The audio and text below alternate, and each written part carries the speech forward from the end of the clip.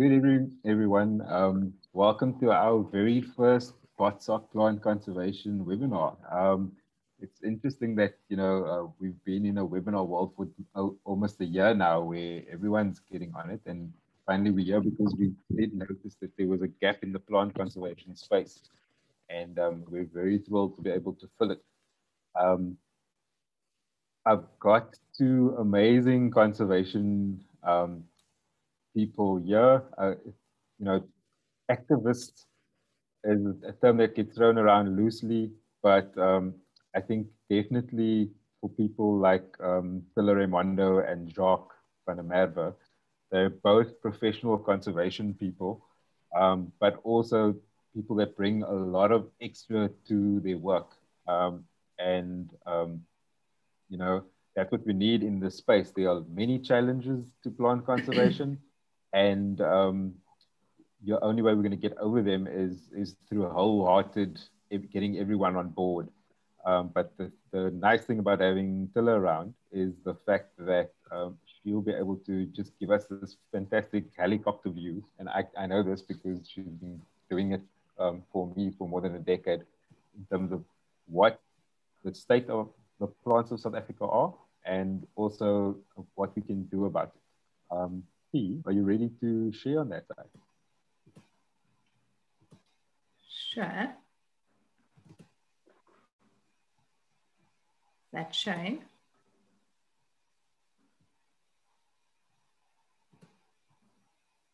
And then I see it very well, thank you.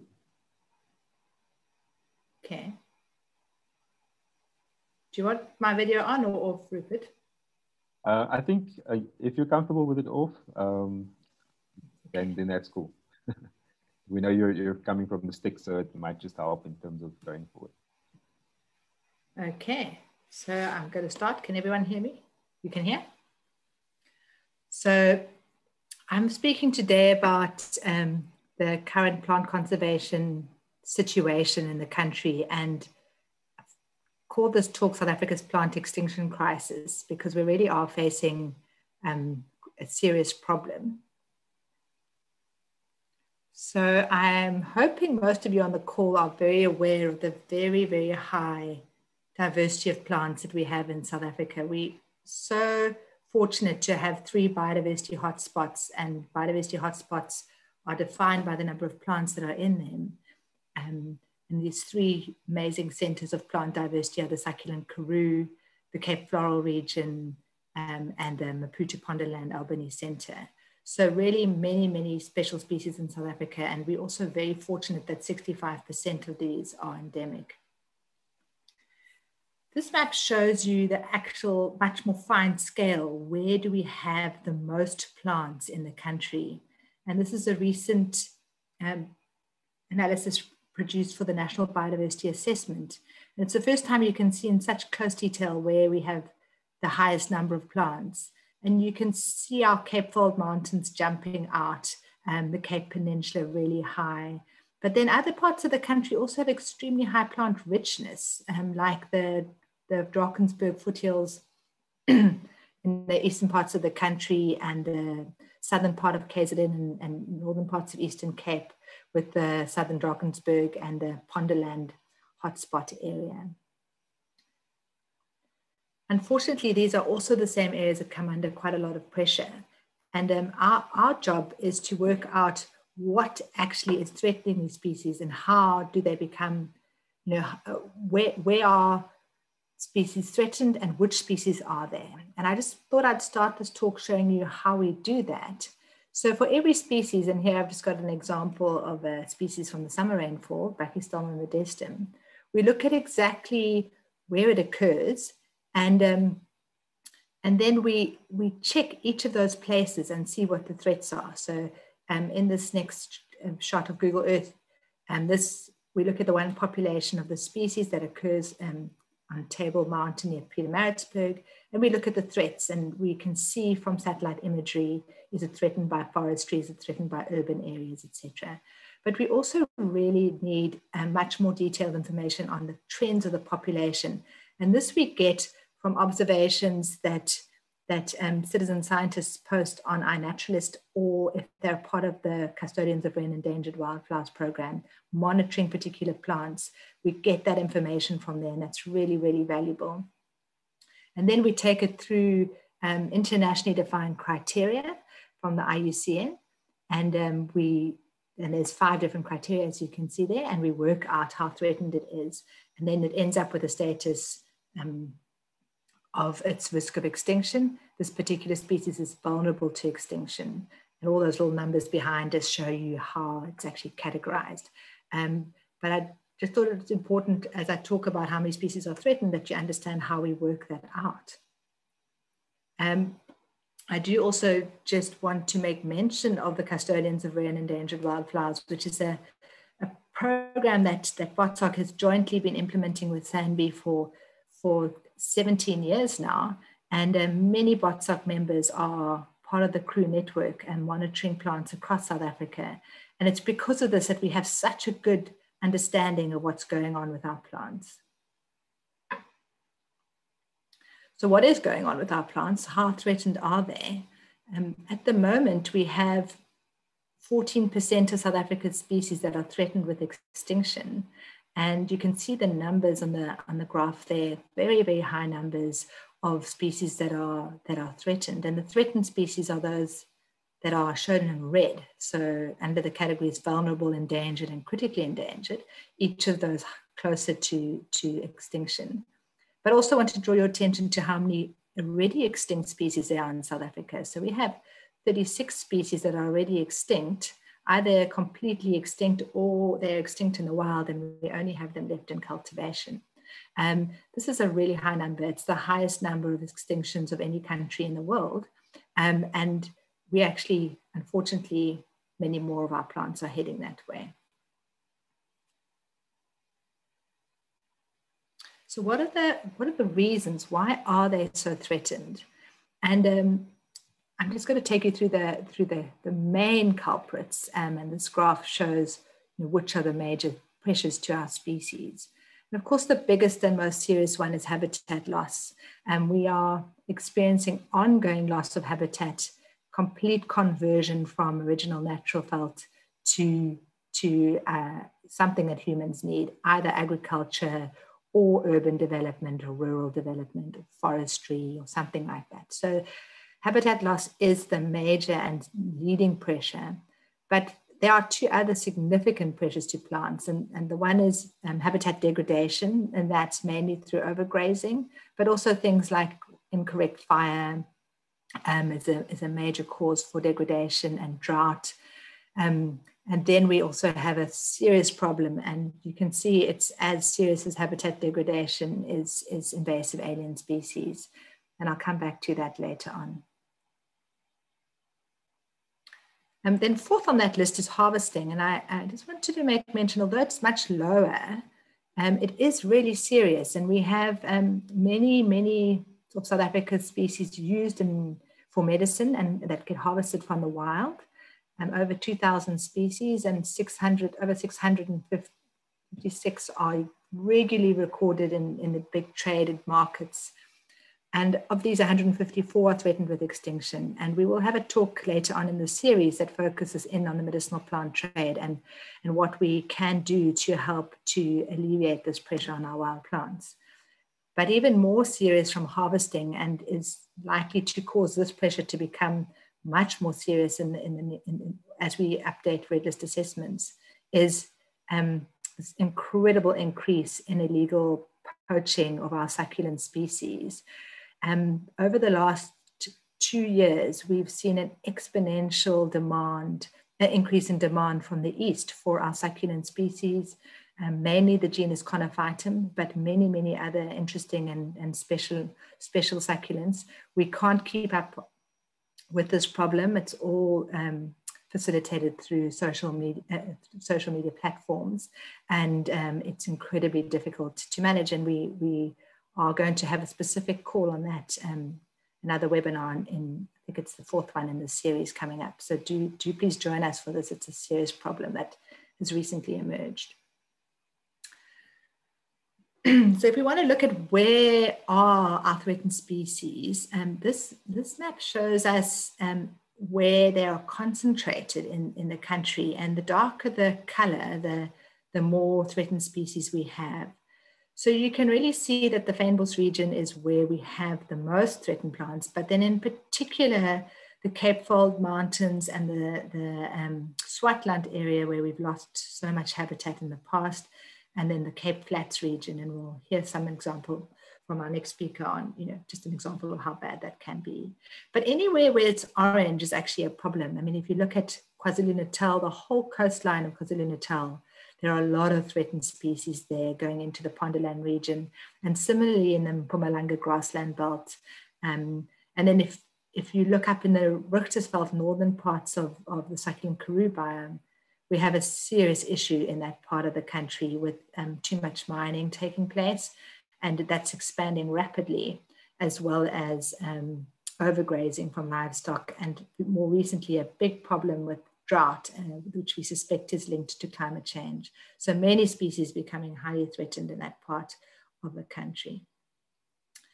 So this map shows just exactly the highest concentration of the species that are increasing and becoming more threatened. And we did an analysis from the dates 1990 to 2014. And this shows like where species have become more threatened in that time period. It's a few years out of date, as you can see, because we have to wait for the satellite land cover information to be available. The Department of Environment Affairs has recently released a new one, so we should be able to update this again soon. But just from here, you can see this concentration of newly threatened species in the mountains, the Cape Fold Mountains, particularly the Friesonderend area, the Hottentots Holland, and other areas. And this is, and then also on the Gullis Plain. This is completely due to this incredibly horrible spread of invasive species, which is taking over our mountains. And in 1990, this problem wasn't there, and it's really got seriously bad over the last 30 years, and particularly the last 10 years. It's slipping away from us. We're really struggling to stop species from being completely outcompeted. So invasive aliens are a big problem. And then you can also see on this map areas of the Eastern Overberg and the Sandveld areas, also under a lot of pressure that's from new habitat loss. So Sandveld area to potato farming and rooibos tea, and the Overberg is just wheat and olives and other crops like that, but that's expanding in that area. And then other big pressures in northern KZN, you see the pressure of rural development and expansion of rural housing, but also of coastal development. We predict that KZN is not going to have any natural habitat outside of protected areas by the year 2040. So KZN is under a lot of pressure. And I thought I'd just focus in on one or two examples. And my team has recently updated all the species in the Proteaceae family, 353 species, and we've submitted these to the global IUCN Red List.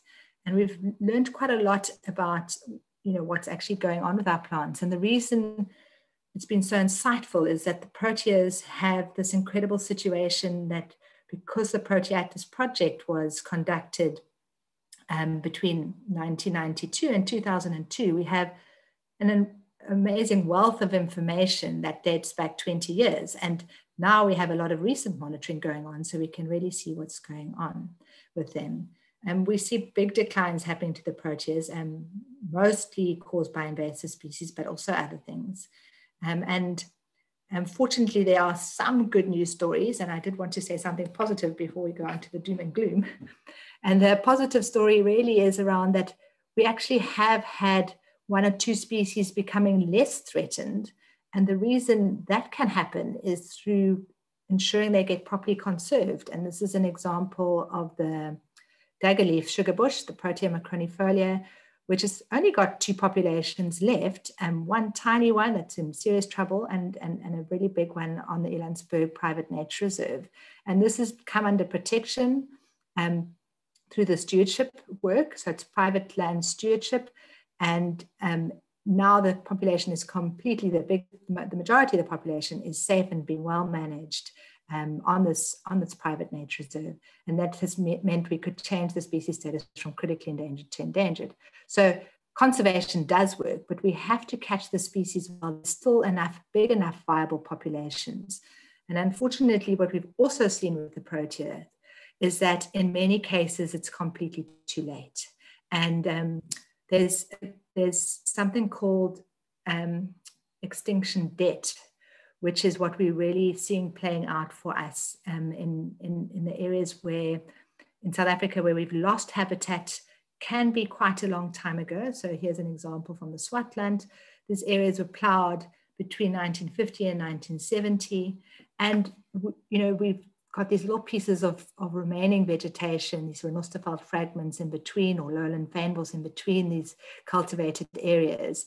And from the Protea Atlas data, originally they had quite big populations of species left in these tiny fragments. And you'd think, okay, well, don't stop any more habitat, don't let any more habitat transformation happen and they will survive. But what we've actually seen going on is populations are declining because we've broken the ecological processes, things like fire that need to get to them, pollinators, etc. So we're going to hear from Jacques, an interesting example of Protea odorata, but this has gone from 1,090 individuals in 1975, and we're down to only three. Well, we had three plants left, but Jacques got to tell you the story in detail. So populations collapsing because we lost the habitat a long time ago, but now we are starting to see that impact. And this is really, really worrying. And what it's actually resulting in is species that are basically collapsing to extinction. And we've got 37 proteas that are on the brink of extinction and require emergency recovery work to help save them. But we've also got many, many other plants that are in the same situation, over 164 other species that are in this situation. So they're really going to head to extinction unless we can actually stop that. And Jacques going to show us like what you can try to do to stop it. But unfortunately, the best thing to do is to try and stop them getting to this point. And hence, conservation stewardship and protecting large areas is the main thing. But I want to leave you with a question of how many more species are we going to let go extinct? And we really do need your help. So we'll come on to that conversation a bit later. Over to you, Jacques. Thanks, Stella. Yeah, thanks for inviting me. Our internet connection is not always the best on this side. So I've asked Rupert to do the presentation and to show the PowerPoint in case I get cut off. And then I'll just ask him to move to the slides. So Rupert, if you could bring up that presentation quickly.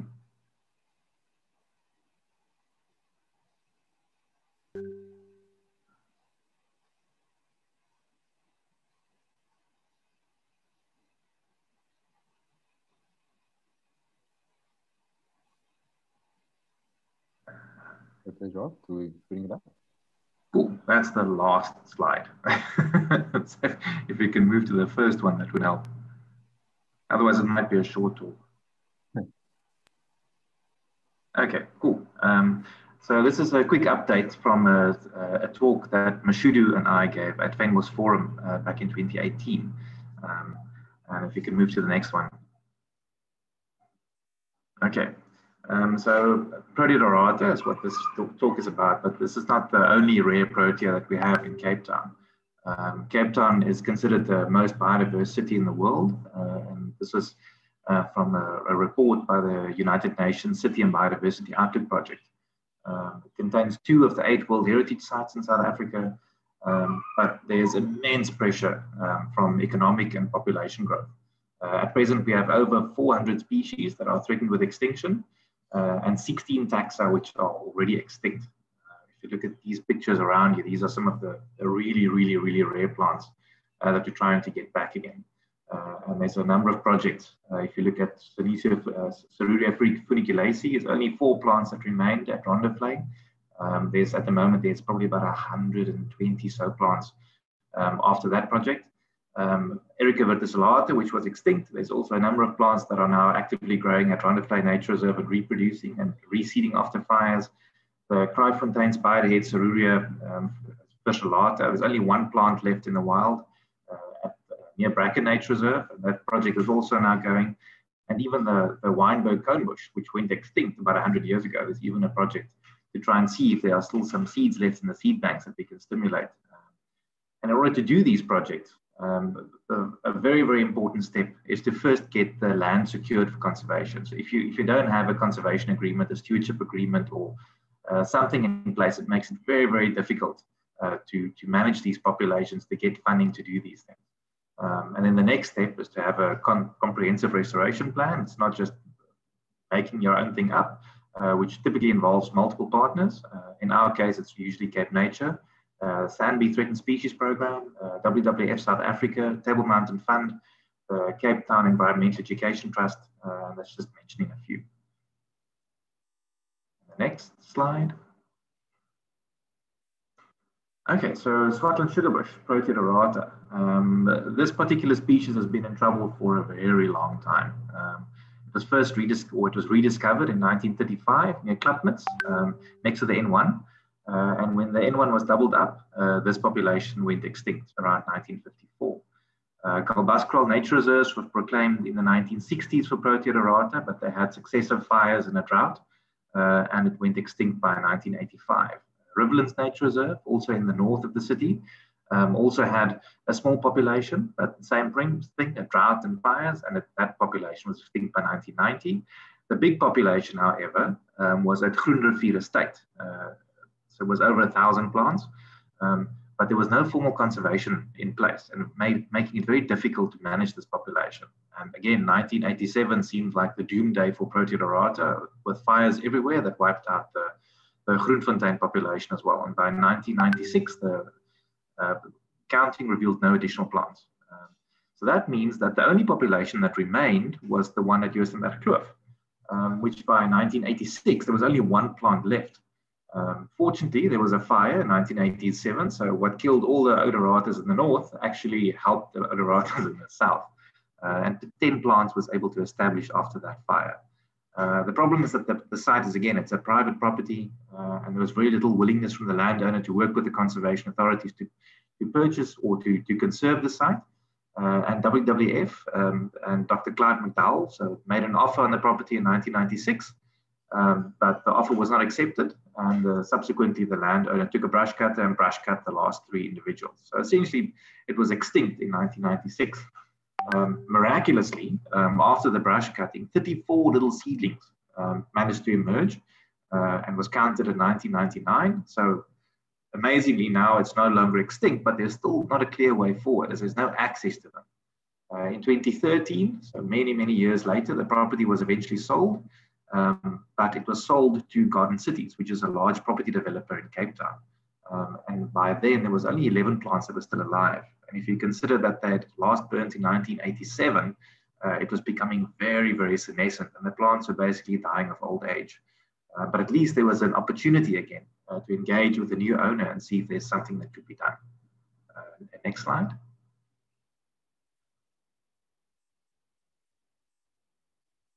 Yeah, there we go. The nice thing about Joostenbergkloof is that it doesn't only have Proteaceae Red. There are at least 78 other species of conservation concern, 60 of which are either endangered or critically endangered. Almost everything in this picture is critically endangered and on the brink of extinction. And during the last survey, we also have potentially 2 undescribed new species on site. So next slide.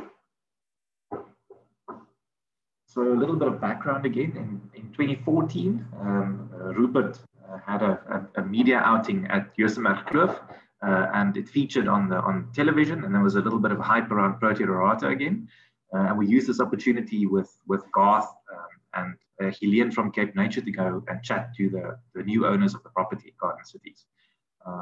So initially, they were a little skeptical, but we put together a really nice and comprehensive conservation proposal, and then a big wait.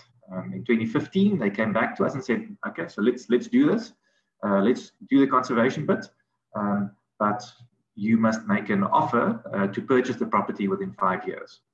So then we got going finally, but that wasn't so easy necessarily. So, because what do you sell it for? So first we had to agree on a selling price. And Garden City is obviously buying all this land up in this area. They pay a premium for land, so in order to get all the adjacent properties. And from us, so using public and donated funds, we can't necessarily pay that premium price. So the first step is to do a valuation, and Garden Cities wasn't quite happy with that particular one. So we did another valuation. And that one was again on the other end of the scale, a little bit high. And we did a third valuation. So now we had a pretty good idea of what property values were in that particular area.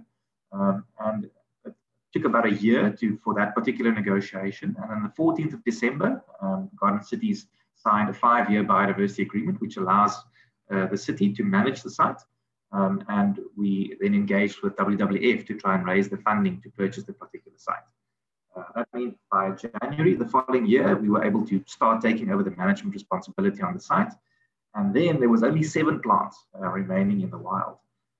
The site needed lots and lots and lots of intervention. So because we don't actually own the property yet, it makes it difficult to get the funding for it.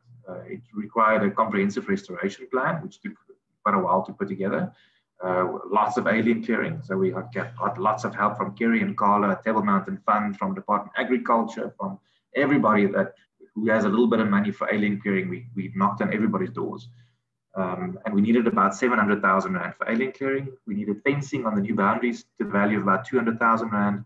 And then we had to do an ecological burn, which was quite tricky as well. And then finally, once you've done an ecological burn, you actually need to put plants and seeds back into the soil again. And for that, we looked to Mashudu and Tony at the Sandby Threatened Species program at Kirstenbosch, where they had a mother stock for Proteaceae Red List. Next slide. Okay, so Kirstenbosch had to get going and ramp up the production of Proteaceae Red List seeds and plants at the National Botanical Garden. There's about 18 mature Proteaceae Red List. And every year, a couple of seeds is harvested. Some new plants are grown to add on to the mother stock beds, and more seeds are collected and safely stored. This is quite a meticulous thing, as you could maybe get 5 or 10 plants or seeds from a plant per year. So they're relatively small plants. If they get older, you can get a little bit more, but you generally get a pretty low number of seeds. And we had to make sure that all the seeds that are grown at Kirstenbosch are actually from Usemerkloof source population, so we don't mix up the genes. And we also were able to pull some seeds from the Millennium Seed Bank. Next slide. Okay, so that's Mashudu. So our hero was able to propagate all these plants for us and collect all the seeds over a very long period. So it's a continuous maintenance and curation program at Kirstenbosch. Next slide. And in a matter of about 2 years, he was able to collect 20,000 seeds for Proteaceae Red List, and add a lot more to the Proteaceae seed beds. If you could look at that picture at the bottom left, so that's how tiny the seeds are. They are absolutely minuscule, and they get blown away by the wind like nothing. And it's quite a process to collect them, treat them, and propagate the seedlings. To find the right mix of soil was tremendously challenging. After the first year, we lost about 85% of all the seedlings. And in the second year, we had a huge loss again. And only by the third year, we really got the mix right, and we had a much better survival rate. Next one. Okay, so alien clearing now. 101 hectares, of which about 90 hectares was covered in aliens. So in a matter of 2 years, with all the funding that we were able to scratch together from a couple of different sources, particularly the invasive species unit in Cape Town and our own guys at Bracken Nature Reserve, that just went out every single Thursday and Friday, just cutting down aliens. For 2 years, they were able to clear 71 hectares. I mean, that's 142 rugby fields of Port Jacksons, which is a humongous task in a very short period of time. And at present, we have less than 20 hectares to go, and that has already been scheduled, and we've got some funding to clear that this year, so from May to July. Next slide. Okay, so the next challenge was to do an ecological burn. The plan was to burn in summer of 2018. And then on the 28th of January, we had a wildfire. So for the first time in a very, very long time, there was a wildfire. But it was nowhere near the Proteaceae. So we still had to go ahead with the planning of the ecological burn. Then there was another wildfire on the 12th of March. It was a very dry year. It was heading up towards the driest period in the last 100 years. But the fire breaks that we had cut that morning for the ecological burn, which was scheduled for 2 weeks from then, actually stopped the fire. And again, the Proteaceae didn't burn. So we went back, still planning for the ecological burn. 3rd of April, that was D-Day, to burn the site. Everything looked perfect. Everybody was on site. It started off really well, and then the wind died down completely. And from about 10 o'clock till about 2 o'clock, there was absolutely no wind. And there's no way that you can get a fire to start in 50-year-old veld if you don't have wind. You need that heat to carry the fire. And it wouldn't take, and only small little sections eventually burned. And none of the Proteaceae burnt again. So now we can't burn again that same year, so it had to stand over to the following year again. Now you all will remember 2019 as the year of day zero. It was sort of the peak of a 100-year drought. There was no potable water anywhere. Everything was on fire. And the municipality or the fire brigade services didn't issue a single permit for anybody to do ecological burns. So then we got stuck again, and we had to stand over to the following year, so which was 2020. So 2020 is a whole different year again. But we managed to get our burn permit and put the fire through, and we had a successful burn in March 2020, about 2 weeks before the lockdown started. Next one. Okay, just some pictures of the ecological burn, and then the next one.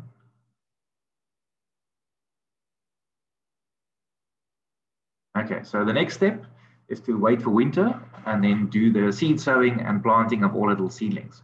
About 2 weeks after the ecological burn, we went into lockdown and everybody was buying toilet paper. So all field work had stopped and everybody had to get essential worker permits, which was quite tricky. We managed to get that in the end. And for only a select few, only about 4 people were able to get essential worker permits to do restoration on the Proteaceae. We had our 20,000 seeds, and we used a couple of different methods to scatter the seeds across the site, but they are really tiny, and 20,000 seeds was quite a bit. It takes about 2 to 3 years to very carefully collect all these little seeds, and about 20 minutes to scatter them across the site. So very nerve-wracking. So some of them had to be raked in slightly, some of them we deposited into little caches, some of them we just scattered on the ground to find their own best place to grow. And then we also had about 40 seedlings, which were 30 days old at the time, to plant into the soil and give them a little bit of water and then hope for the best. And then no watering after that. And then block all access to the site from there onwards. Nobody can come in there or walk on the site. Next picture.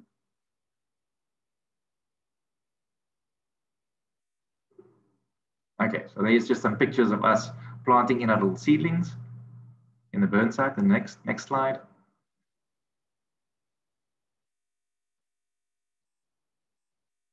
Okay, so meanwhile, WWF was able to raise the funding for the acquisition, but it's a very complicated subdivision. And it took a whole year and we still couldn't make any progress with the subdivision. So plan B was to donate the funding to the city, who's exempted from all those subdivisions or those regulations in terms of subdivision. But then we have to go through the whole rigmarole of bureaucracy and getting the money donated to the city, which was quite complicated. And that took another year of getting a donation report approved, and it has to be signed off by the mayor and the mayoral committee and by WWF. But finally, in August of last year, the funds were transferred into the bank account for the city. And we could add it to our adjustment budget in December of last year, which means that from the 1st of January, the funds are now finally available for us to be able to conclude the sales agreement and then start the subdivision and transfer process. So that is currently underway.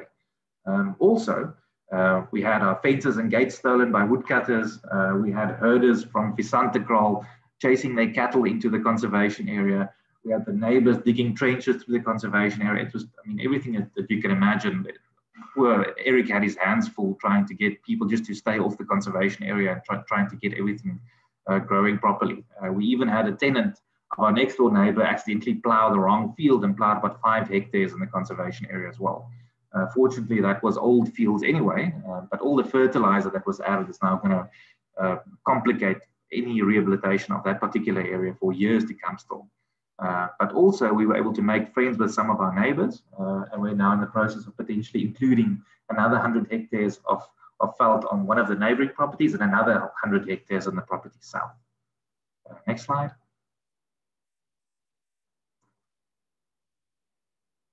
Okay, so now we're in the first summer of all our seedlings and seeds being sowed. So everybody must hold their thumbs, toes, legs, arms, anything that you can hold on to, hoping that our little seedlings are going to survive.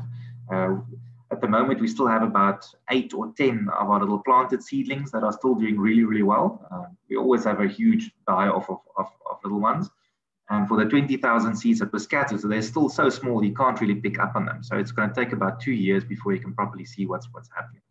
And our next batch of seedlings are also already about 5 centimeters tall. So we'll be planting them out during the coming winter.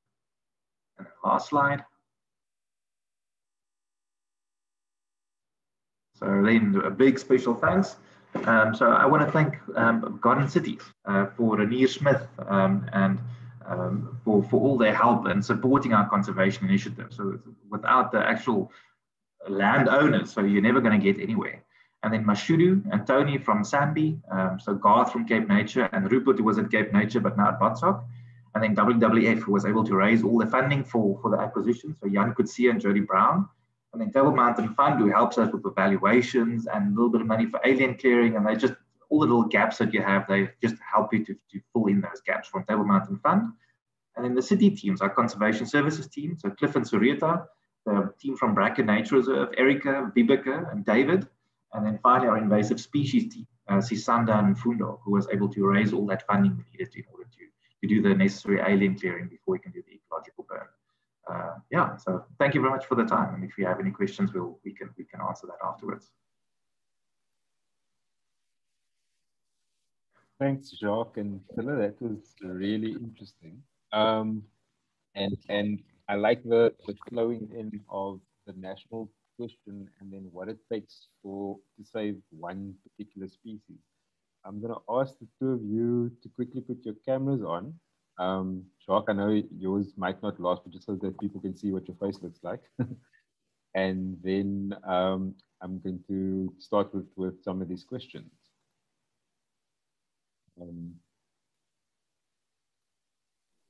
Firstly, I also just wanted to say I didn't do the introductions because we just fell into it. And Raimondo is the Threatened Species Program Manager at Sandy, as well as holding a lot of other positions that you can tell us about internationally as well. Rupert, I can't put the video on. I wonder if somebody could help to just unblock that. Okay. Hi, Rupert. Just go to settings and allow panelists to put camera on. Cool. Here we go. Okay, try now. There you go. Great. Hi, Josh. Okay, so I think, can you just also tell us about your kind of positions on the Species Survival Commission and so forth as well, just so we can tell people about your kind of international perspective, which informs the local work that you do. So I work a lot in the Species Survival Commission of the IUCN. I chair the Plant Conservation Committee of that commission, and responsible for all the plant specialist groups work across the world. So I just get to interact with many different regions of the world in plant conservation and understand how we're doing in comparison, and also help to share lessons with them. Cool. I'm going to go right into the questions because, yeah, I was almost done again. And the first couple are going to be for you, Tilla. So the first one's from Emily Hazel. So are there, this is right at the beginning of your slide with that species heat map of the country. Are there any surprises with regards to the heat map of threatened species, i.e. where the number of threatened species does not reflect the species diversity of an area? Yeah, so we definitely have parts of the country where there's still very high species diversity and even like restricted endemics where we don't have threats going on. The Southern Drakensberg is a good example. Areas of the Cape Fold Mountains which don't yet have invasive species, or areas that have been very well managed like the Kogelberg Nature Reserve. So incredibly high numbers of special species there, but not threatened because they've been looked after. Or because we've protected them. So there's not necessarily a correlation, but where you've got threats and habitat transformation and habitat degradation and invasive species in the same places with high species diversity, then you get that the pattern of where we see those concentration of threatened species. I'm going to ask you one more and then switch to Jacques. So are there any surprises with, Mark Wither asks, why is the garden route spared from high extinction, even though they have huge invasive alien problems and land transformation issues?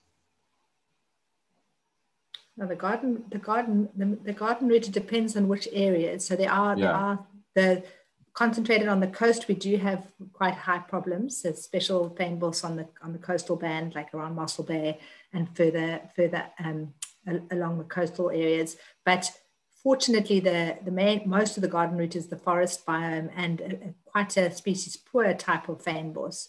And so we just don't have high concentrations of endemic species there. So luckily, despite the high level of trashness and high levels of invasive species, we don't have too many threatened species there. Yeah. Cool. Jacques, just unmute yourself. So I thank you for that talk, because you really put the nuts and bolts in place, because, you know, for those of us who work with it all the time, it's kind of self-evident, but there is this whole, why does it take so long to save a species and to acquire the land? And you spelled out that process very well. From a civil society as well as a resources point of view, do you think there's a way that we can get people to kind of help the city, you know, from our BotSoc members and so forth, and then also just, as you said, the resources come from an amount of sources, but I guess we also need to be thinking of raising additional ones, because, you know, Proteaceae is one species that took so much time and effort, and you've got like hundreds of those just within the city. Yeah, so yes, our friends groups in the various nature reserves are immensely helpful to us. So when you're dealing with government entities, it's particularly difficult to spend money or to get money, particularly to buy little things. And our friends groups have been amazing in that, like establishing little walking trails or helping with a hack. So if anybody wants to get involved in those particular friends groups, so we would greatly appreciate it. It helps us a tremendous amount. Cool. Particularly the Proteaceae Red List is a bit more sensitive, but yeah. Yeah. And Mark asked a follow-up question asking whether the focus on Proteaceae Red List has collateral damage on the other 60 critically endangered species on the site. No, no, fortunately not. So they all rely on the same ecology. So anything that benefits the Proteaceae Red List will also benefit the other species. Sure. Okay. See, this is a more technical one from Emily Hazel. Guys, I'm not going to be able to answer all these questions, so we're just trying to find the ones that cover the most ground. Do you have a particular strategy to balance the international approach of the IUCN red listing system versus national local endemic red listing system? And that is something that you've been dealing with for a very long time. Sure. Oh yeah. So yeah, we use the same system. We use IUCN red list criteria, but because most of South Africa's species are endemic, plant species are endemic, the status that we would give them as a national status is the same as the global status because they're only in our country. So whatever we decide is their status is what they are globally. But then you've got weird species that just come into our country, but maybe, you know, more widespread in Southern Africa. And then it's possible to give them a quite high threatened status just in the country, even though they have a global population that's quite distributed in other parts of Africa. We have so many plants to worry about that we don't tend to do that. Other countries like Norway or France, also other countries in Europe, would do that, and their national statuses can be very different from their global statuses. But because we've got so many endemic species to worry about, we only do national assessments for restricted range endemics, like that just go over our borders. So say, for example, a spaghetti endemic, it's just in southern Namibia and in the northern South Africa, Northern Cape, we would do a national assessment to say what's its status in South Africa, and then we also do its global assessment working with our neighbors, and just to highlight, you know, what's its status in South Africa. But generally, we look at the whole population, and if it's common throughout other parts of Africa, we just make it least concern because we have more than enough to focus our conservation and our scarce conservation resources on. Thank you. Ashton, welcome us for Jacques. Are the landowners who are contributing to biodiversity conservation for the Cape Nature Project also given tax benefits? I know there's been quite a lot of work there recently, and don't try and answer comprehensively, but maybe just give them a quick overview. Yes, so there are, BirdLife South Africa actually started a tax incentive project a while back. And there are tax incentives to landowners. So it's different for everybody. But there's a couple of steps that you have to do in order to benefit from that particular incentive. So it has to be a nature reserve. It has to be proclaimed. The person or the organization who proclaimed the nature reserve can get that particular tax benefit. It's a little, when you're working with farms, for example, farms, whatever income they generate, if they're going to go into the positive, they would rather spend that money and buy farm implements or buy a new bakkie than to show a profit, which means that you pay a lot less tax. And when you try and claim back from that tax, the benefit is not great. But if you have a number of different income generation streams where you do have a profit and you do generate quite a bit of tax, then you can claim the entire value of your conservation area over I think it was a 5-year period. You can claim that entire value of the conservation area back from your taxes, and that's a very nice tax incentive. But it is quite complicated, and you need somebody that is a specialist in taxes in order to help you with that. So you're going to struggle to get that on your own. Cool. I think so. Yes. Quite a long and involved one from Eugene Moll, but I'm going to try and summarize it as best as I can. So Eugene says that he spent more than 50 years talking, researching, and dealing with this question, and species are still going extinct, but the frustration of authorities not really tagging into it. You know, like we're still very much at this stage of not having full government support, and ecological processes are under stress and so forth. So he boils it down to it looks quite dull in terms of the future. I would say that I think we've got a lot of potential in the country, and the work that Tilla and Sandy have done has put a really good baseline in place. And that's why we're excited at BotSoc to be part of some sort of solution to try and get civil society up and running and engaging critically with these things. But you've got two questions there. The first one is how do we fix broken ecological processes? And for that, Eugene, I'm going to say tag into our next webinar on the last Thursday of the month in February. And then the second question is, should we not focus much more attention on advocacy? And I agree with you there. And this is a conversation that Tilla and Jacques and all of us in the space have had for the longest time. You tend to be, as a practitioner, so busy with just getting things over the line and sorting out the next protected area burn or management action or whatever, or report.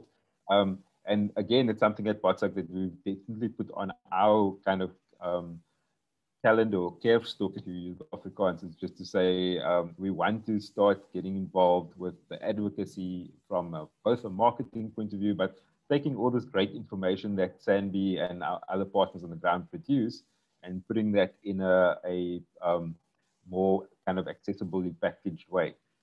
I don't know if you want to respond to that. I also just want to have a 3 minutes for Caroline Peterson from Council to address us all.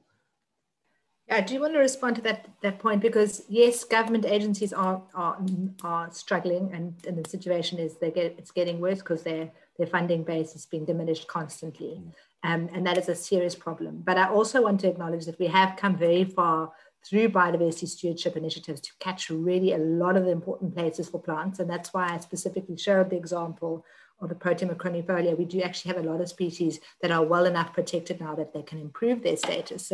So we're trying to catch those most important places through stewardship, and I think we've made massive progress in the last while.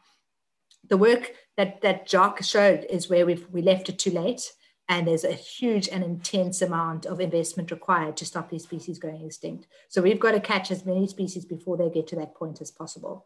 And so the focus on biodiversity stewardship is critical. And then I also want to say that our land use tools, they're not perfect, but we do see most species not going from critically endangered or endangered to extinct because developments don't get approved at that point. Some of them do, and we do have some horrible examples, but on the majority of cases, we do actually stop that final loss of the last populations because species are so threatened and because ecosystems are so threatened. And we're improving those tools all the time. We've just developed a really great new screening tool with a lot more detail of exactly where these different special plants are. That's now legislation for every developer has to take that into account during the EIA process. So we're working as hard as we can. It's not perfect, but I still feel that we've come a long way, and we shouldn't get too despondent. The big challenge is these new weird things like this east increase in illegal trade of succulents, where it just happens so quickly that we don't have the capacity to respond fast enough.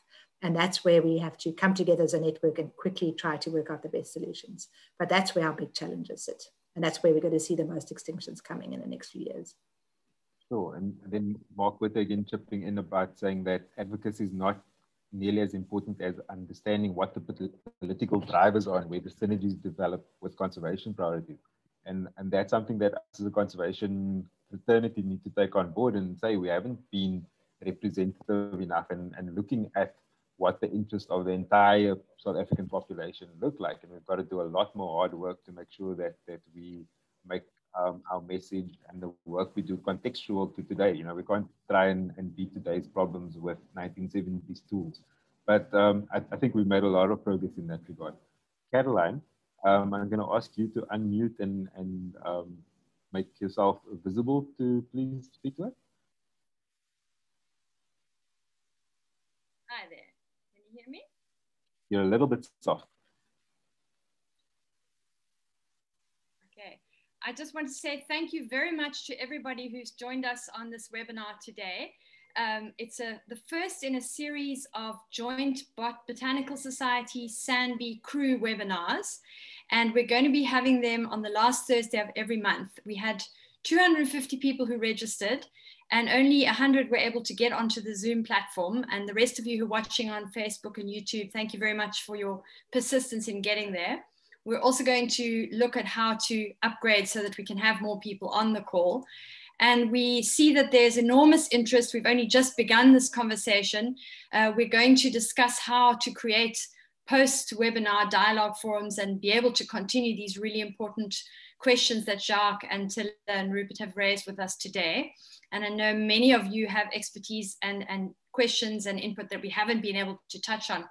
But we're very excited about this from the perspective of the National Council of the Botanical Society, because our identity is rooted in this work around plant conservation. And we have members all over the country, many of you who are listening today, who are very much involved in this work on the ground. And that's one of the reasons why we wanted to hold this webinar series, to be able to showcase the work of crew, of BotSoc, of Sanbi, and to exchange lessons from the ground and from what we're learning, and to really engage with each other as plant lovers and with expert speakers like the ones we've heard today. And in that process, to stimulate debate about how we can better implement South Africa's plant conservation strategy, which we've been discussing today. So I just want to highlight the next two. On the 25th of February, we have a webinar on ecosystem restoration. And on the 25th of March, we have one on the iNaturalist City Nature Challenge. So it's always going to be at this time on the last Thursday of the month. And we're really excited that everybody has joined in today, and we hope to engage with you further. And thank you very much. Thank you. So just a couple of things. Firstly, I've pasted a meeting link in the chat. So if people haven't had enough yet, you can take a quick break, get up and stretch. And at 6:15, there's a Zoom meeting also on the BotSoc channel where if you just want to hang out and see other people, because we're all a little bit people starved at the moment. So join us there. And then the other thing is that, you know, when we try and put these things out, it is about providing solutions. So, you know, people are like, okay, this is the plant situation. And now the question is, how can we help? So I've got a couple here that Dilla and I discussed earlier, and she's welcome to chip in if I misinterpreted them slightly. So the first thing that is easy for anyone to do is just observation. So we've got the fantastic online tool called iNaturalist. And as you heard from Caroline, there's the iNaturalist City Nature Challenge coming up later in the year that we'll be having a webinar on. And that's something that anyone can do. Go out, get observations. We are now using those observations for red listing. So it's a direct pipeline towards contributing to conservation. And it's a nice way to get to learn your plants, animals, insects around you. Then crew are obviously our kind of marquee in terms of the volunteers who go out and do things. And checking out crew on their Facebook page and YouTube channel to see what they're up to and how you can get involved would be good. And then obviously the Botanical Society is a civil society body, which is almost 108 years old, and we're still learning new tricks, and we really want people to join us so that we can support this work. We're very focused on trying to broaden the civil society involvement with plant conservation and getting our members really informed on these things, but also starting to get them to contribute to solutions. And get in touch for that through our website, www.botanicalsociety.org.za. And as you heard from Jacques' presentation, what we need is resources. So COVID's given us all a big knock, not least government agencies. And so conservation support is at a premium, and we need money from small amounts to big amounts to buy land so that Jacques doesn't have to spend 5 years negotiating with a funder, for management afterwards, for people. And remember, when we say people to contribute to conservation or professionals that are employed, there's a whole range of things. So Tilla will be able to tell us what proportion of South Africa's plants have not even been described properly. We've only got one red list officer employed to do all South Africa's plants full time. So it's her and then it's a team that kind of contributes, but we could do with many more, and things like stewardship. So talking about this fundraising, and I see Evelyn Holtzhausen dropped in the chat, you know, we need to find international funding. There's been rounds of international funding, but we now need to make a much more compelling case for the international funding. Helped us put a very good base in place to springboard off of. And as what happens with funding is like now they've gotten bored of here and moved on to elsewhere. And we need to just refocus it and say, you know, South Africa is a good place to come and spend your conservation dollar, pound, euro. Steve, do you want to just give us a last thing there? Yeah, I mean, I think what's very important is to really realize that we do need to use both national and international sources. And the international sources never end up being long term. They're always a short project, maybe 3 years, if you're lucky, 5 years. Whereas philanthropy, which the Botanical Society, you know, the members of Botanical Society are so amazing at, is actually really, really helpful. And we've seen long-term projects funded through philanthropists in South Africa making a huge difference. So I think the Botanical Society as an NGO has huge potential to help just take little, you know, like if drive options of small amounts of funding from members who want to contribute to actually allow us to get long-term funds. But we've also got incredible funds that have been set up here, like Leslie Hill, etc., from certain individuals or from, you know, or from institutions like WWF that have raised that money that really do help. So I would say that the national efforts really often are much more long-term and much more useful. So we actually, as South Africans, need to support our work. We can still get the catalytic funding from international sources, but it's very, very short-lived normally. Thanks. And at the end of the day, it's our plants and our resources, you know, and we need to take responsibility as South Africans for that. Jacques, do you have any closing thoughts from the West? Oh, sorry. Before Jacques says, I just want to say that every little contribution helps. So whether a BotSoc member decides to adopt a tiny piece of natural vegetation close to their house and clear it of aliens constantly, that's an amazing contribution. We don't need your money. If you want to spend your time helping and contribute to your branch, that counts. I think what we can all ask ourselves is, what are we doing to help stop the crisis, and what individually can we actually do? So yeah, I just wanted to leave that thought with everyone. Sorry, Jacques, I just want to respond to that quickly, because we are busy with a big prioritization process for the branches. So we're drawing from the plant conservation strategy, from the national the veg map and all of that, to give branches the information for what are your kind of key things just around you. So I think if people are interested, join your BotSoc branch. There's going to be a lot of enabling information coming from the national office in the next couple of months. Jacques, thank you. Can you close down for us, please? Yeah, so so money would be nice, but also advocacy. So it is quite important. So BotSoc is an organization that has a lot of passionate members, and if we can have those people as the ambassadors for our threatened plant species and spread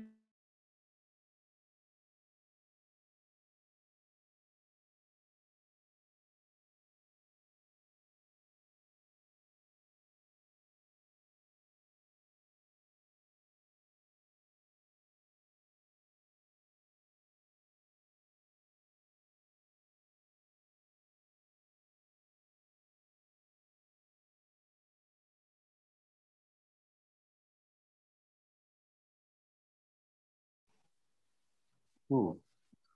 We're 5 minutes over, so I just want to thank everyone for sticking around, and thank you very much, Tilla and Jacques, for making yourself available, and Caroline for representing the